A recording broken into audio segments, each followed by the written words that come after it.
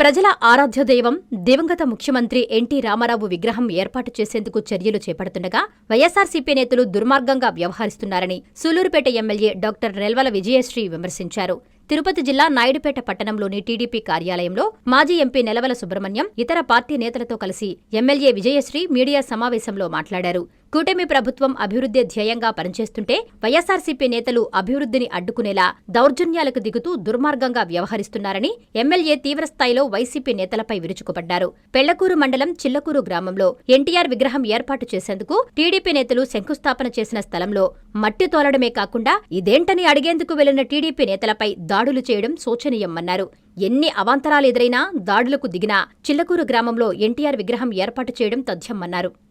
మనము గత కొద్ది రోజుల క్రితం పెళ్లకూరులో ఎన్టీఆర్ గారి విగ్రహం పెట్టుకోవడానికి ఒక స్థలాన్ని కేటాయించి దానికి భూమి పూజ చేయడం కూడా జరిగింది. ఈరోజు సత్యనారాయణ రెడ్డి గారు వచ్చి దాన్ని అడ్డుకునే ప్రయత్నం కూడా చేసి అక్కడ అడ్డుపడిన పెళ్లకూరు తెలుగుదేశం నాయకుల్ని మీద దాడి చేయడం కూడా జరిగింది. అలాగే మీ అందరికీ తెలుసు, గత ప్రభుత్వంలో వైసీపీ నాయకులు చేసిన అరాచకాలు ఎన్నున్నాయో కూడా మనందరికీ తెలుసు.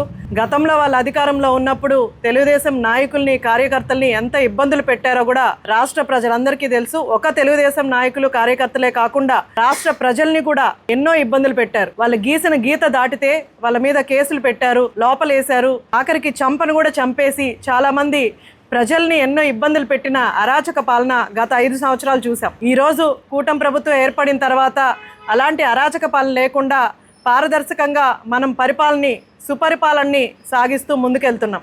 ఇప్పటికి 2 సంవత్సరాలు పూర్తయిన కూటమి ప్రభుత్వంలో ప్రజలకి ఎలాంటి ఇబ్బందులు లేకుండా, రాష్ట్రంలో ఎక్కడ కూడా ఎలాంటి గొడవలు జరగకుండా గత వైసీపీ నాయకులు ఈరోజు రోడ్ల మీదకి వచ్చి ధర్నాలు చేస్తున్నా లేకపోతే ర్యాలీలు చేస్తున్నా ఎవ్వరు కూడా అడ్డుకునే పరిస్థితి లేకుండా చంద్రబాబు నాయుడు గారు గెలిచిన తర్వాత, కూటమి ప్రభుత్వం ఏర్పడిన తర్వాత అందరు నాయకులకి ఒకటే ఆదేశాలు ఇచ్చారు.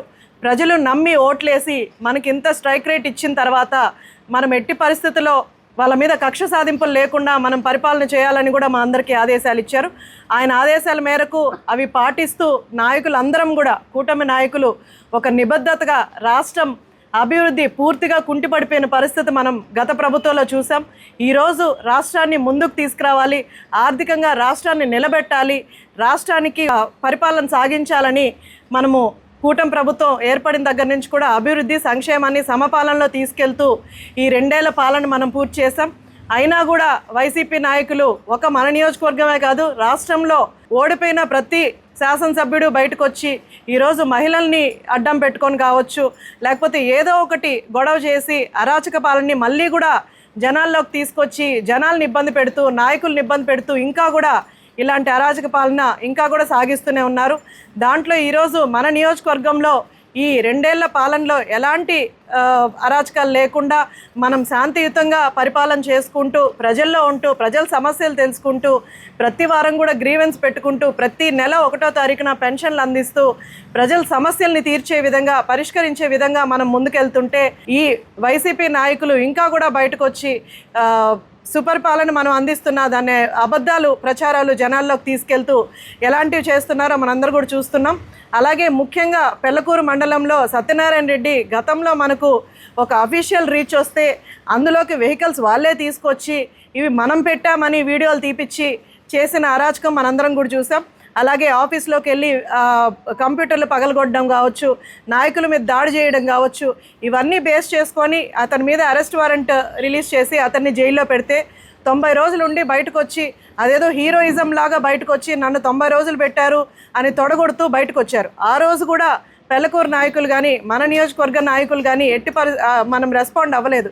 ఎందుకంటే ప్రజలకు తెలుసు వాళ్ళు ఏం చేశారు, మనం ఏం చేస్తున్నాం అన్నది ప్రజలకు స్పష్టంగా ఉంది కాబట్టి మనం ఎలాంటి రియాక్ట్ అవ్వకుండా ఆయన వదిలేసాం. అలాగే ఇప్పటికీ కూడా ఆయనకి వయసు మీద పడుతుంది, ఇంకా కూడా అతనికి విచక్షణ జ్ఞానం లేకుండా ఎన్టీఆర్ గారి విగ్రహం పెట్టే దగ్గరకు వచ్చి గొడవలు చేయడం.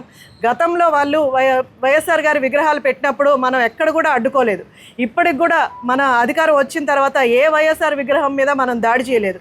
ఎందుకంటే అభిమానులు వాళ్ళ అభిమానంతో ఒక విగ్రహాన్ని పెట్టుకుంటారు కాబట్టి మనం ఎక్కడ కూడా అబ్జెక్షన్స్ చేయలేదు. ఏ నాయకులు కూడా వాటి మీద దాడి చేయడం కానీ లేదా పగలగొట్టడం కానీ లేదా ఇలాంటివి ఏమీ చేయలేదు. కానీ ఈ వైసీపీ నాయకులు ఇంకా కూడా బుద్ధి లేకుండా మీకు నిజంగా పోరాడాలని అని ఉంటే అభివృద్ధి మీద పోరాడండి. మీ ఊర్లో మీ మండలంలో మీరు ఏం చేశారు, మీ ప్రజలకు ఏం కావాలి అది ఆలోచించండి. ఈరోజు వైసీపీలో 11 మంది ఎమ్మెల్యేలు గెలిచారు. ఏ ఒక్క ఎమ్మెల్యే అసెంబ్లీకి వచ్చి నియోజకవర్గ అభివృద్ధి గురించి మాట్లాడుతున్నారు? ఒక్కరు కూడా రారు. వాళ్ళకి కావాల్సింది ఇస్తేనే వాళ్ళు వస్తారు, లేకపోతే ప్రజలు గెలిపించిన దానికి కూడా వాళ్ళు దానికి కూడా కృతజ్ఞత చూపించి శాసనసభకు వచ్చి నియోజకవర్గ అభివృద్ధి కోసం మాట్లాడడం కానీ ప్రజల కోసం మాట్లాడడం కానీ అలాంటివి ఏవి ఉండవు. వాళ్ళకి ఏదో ఒక శవ రాజకీయం కావాలి, లేకపోతే ఎక్కడో చోట ఇష్యూ క్రియేట్ చేసి ప్రజల్ని ఇబ్బంది పెట్టడమో, లేకపోతే మండలాల నాయకుల్ని ఇబ్బంది పెట్టడమో, ఇదే మెయిన్ ఎజెండాగా వైసీపీ నాయకులు వెళ్తారు. ఎలా అయితే నాయకుడు ఉంటాడో అలాగే ప్రజలు కూడా ఉంటారు అన్నట్టు వాళ్ళ వైఎస్ జగన్మోహన్ రెడ్డి దృష్టిలో పడ్డానికి వీళ్ళు ఇలాంటి అరాచకాలు ఇంకా కూడా చేసుకుంటూ వెళ్తున్నారు. ఏదో ఆయన వైఎస్ జగన్మోహన్ రెడ్డి దగ్గర ఏదో హీరోయిజాన్ని ప్రొజెక్ట్ చేయాలని ఆయన అనుకుంటున్నారు. కానీ సత్యనారాయణ రెడ్డి గారు మీరు ఒకటే ఆలోచించాలి, మీరు వైఎస్ జగన్మోహన్ రెడ్డి దగ్గర ఒకవేళ మీరు హీరోయిజంని సంపాదించినా సరే ప్రజలు వైసీపీ పరిపాలన ఎట్టి పరిస్థితుల్లో యాక్సెప్ట్ చేయరు. వైసీపీ ప్రభుత్వం వచ్చే ప్రసక్తే లేదు. తెలుగుదేశం ప్రభుత్వం నిబద్ధతగా ఉంది, అభివృద్ధి చేస్తుంది, సంక్షేమం చేస్తుంది, ప్రజల సమస్యలు తెలుసుకుంటూ ముందుకెళ్తుంది. ఖచ్చితంగా 2029 ఎలక్షన్స్లో చంద్రబాబు నాయుడు గారే ముఖ్యమంత్రి గెలిపించుకునేంత వరకు మేము అందరం కూడా పోరాడుతూనే ఉంటాం. అలాగే లోకల్ బాడీ ఎలక్షన్స్ మీకు నిజంగా అంత సత్తా ఉంటే పెళ్లకూరు మండలంలో లోకల్ బాడీ ఎలక్షన్స్లో మాతో పోరాడండి. అంతేగాని ఎన్టీఆర్ గారి విగ్రహాన్ని పెట్టించను, లేకపోతే నేను వాళ్ళని కొడతాను, ఈ అఫీషియల్ రీచ్ వస్తే దీన్ని ఎందుకు పెట్టారు? ఈరోజు గతంలో ఎలా ఉన్నింది, ఒక ఇసుక తెచ్చుకోవాలంటే 16-1700 కట్టి మనం ఇసుక తెచ్చుకోవాలి. అంతా ఇల్లులు కట్టుకోవడం కానీ ఏది కూడా జరిగేది కాదు. ఈరోజు ఫ్రీ ఇసుక చేశారు, చాలామంది హౌసెస్ నిర్మాణాలు చేసుకుంటున్నారు, మనం ఇళ్ళు ఇచ్చాం, వాళ్ళు చక్కగా గ్రామాల్లో తోలుకుంటున్నారు, చేసుకుంటున్నారు. ఒక అఫీషియల్ రీచ్ మన నియోజకవర్గంలో ఇస్తే దానికి కూడా పెద్ద గొడవ చేశారు. ఈ రోజుకి సత్యనారాయణ రెడ్డి గారు మీరు ఒకటే తెలుసుకోండి, మీరు కావాలంటే రాజకీయంగా పోరాడండి తప్ప ఇలా విగ్రహాలు చేయకుండా చేస్తామంటే మాత్రం ఒప్పుకునేది లేదు. ఎట్టి పరిస్థితుల్లో పెరకూరు మండలంలో పెళ్లకూరులో మనం ఎన్టీఆర్ గారి విగ్రహం పెట్టి తీరుతామని మీ అందరికీ తెలియజేస్తూ సెలవు తీసుకుంటాం. చిల్లకూరులో మనం ఎన్టీఆర్ గారి విగ్రహం ఖచ్చితంగా పెడతాం. దానికి నాయకులు అందరూ కూడా సహకరించండి. వాళ్ళు ఎలాంటి అరాచకాలు చేసినా పోరాడడానికి మేము సిద్ధంగా ఉన్నామని తెలియజేస్తూ సెలవు తీసుకుంటాం. జన్మదిన శుభాకాంక్షలు.